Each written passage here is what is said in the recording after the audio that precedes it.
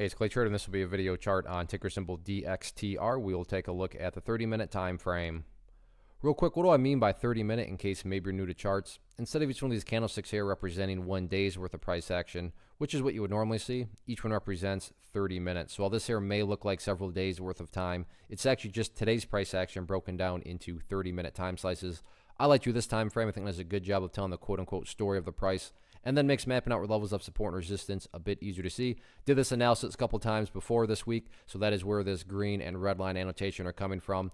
And definitely want to get some things updated here as the bears took another bite out of the chart. First thing is just some house cleaning. Going to go ahead and get rid of that line up there. Sure, it still pertains. It's just not relevant anymore. And from a presentation standpoint, I don't want to risk causing clutter and confusion with lines all over the place. So just want to try to keep this as straightforward as possible. So first update, though, comes from a very foundational principle in charting, which states when levels of support are broken and close below, they tend to act as resistance. So for those of you that have watched the past videos, hopefully you remember me talking about 16 cents as support. And like that second part of the rule states, when they are broken, they tend to act as resistance. So surprise, surprise on the late day bounce.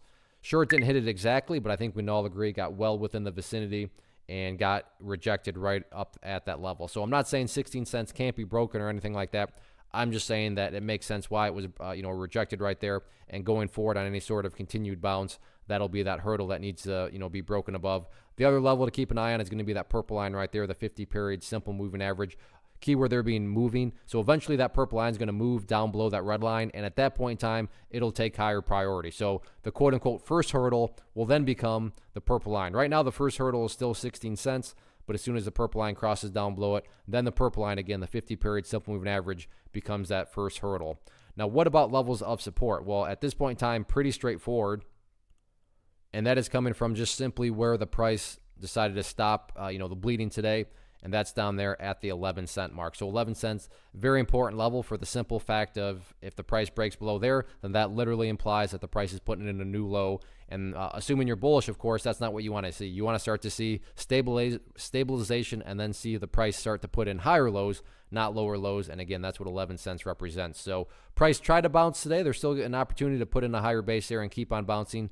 So it'll be interesting to see how this one closes out the week tomorrow.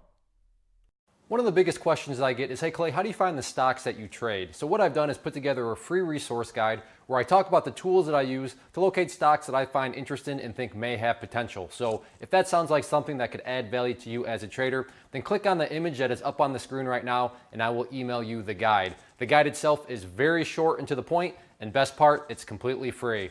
Thanks for watching the video. Let me know if you have any questions.